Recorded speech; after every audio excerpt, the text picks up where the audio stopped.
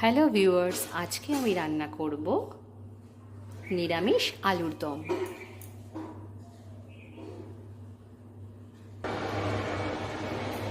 আমি আলু নিয়ে নিয়েছি। আমি আলুতে জল দিয়ে সিদ্ধ বসিয়ে দিয়েছি। আলু যখন সিদ্ধ হবে তখন ওর মধ্যে আমি 1 চামচ লবণ দিয়ে দেবো। এর কারণ হচ্ছে তাহলে আলুর ভেতরে লবণটা একটু ভালোভাবে যায়। দেখুন আলু আমার সিদ্ধ হয়ে গিয়েছে। কড়াইতে আমি তেল দিয়ে নিয়েছি। তেল আমার গরম হয়ে গিয়েছে। এরপর আমি সিদ্ধ করা আলুগুলো এর মধ্যে একে একে দিয়ে দেবো, দিয়ে ভেজে নেব। আলুতে লবণ আমি দেব না, লবণ যেহেতু আগে দিয়েছিলাম এর জন্য লবণ আমি দেব না। দেব সামান্য একটু হলুদ।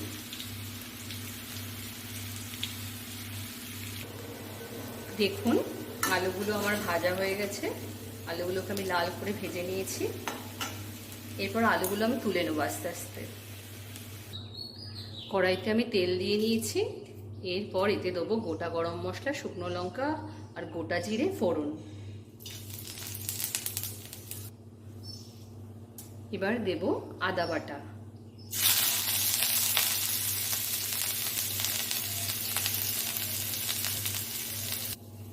এরপর আমি দেব 1 হাতা টমেটো কুচি।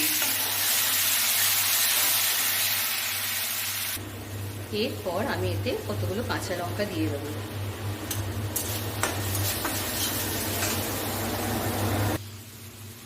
দেব সামান্য হলুদ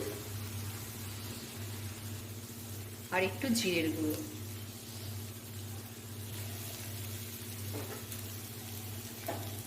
এবার আমি ভেজে রাখা আলুগুলো এর মধ্যে দিয়ে নেব।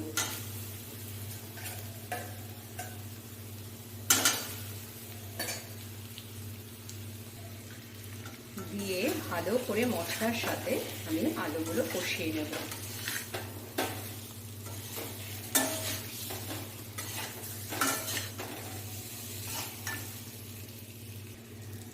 আর দেব ক্যাপসিকাম। দেখুন মশলার সঙ্গে আলু আমার কষানো হয়ে গিয়েছে। এবার আমি দিয়ে দেব পরিমাণ মতো জল।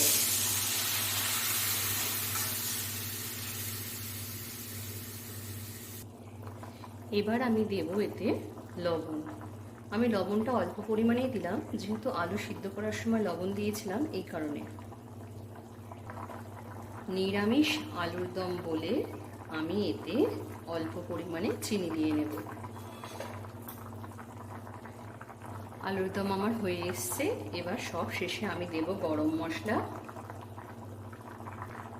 আর ঘি।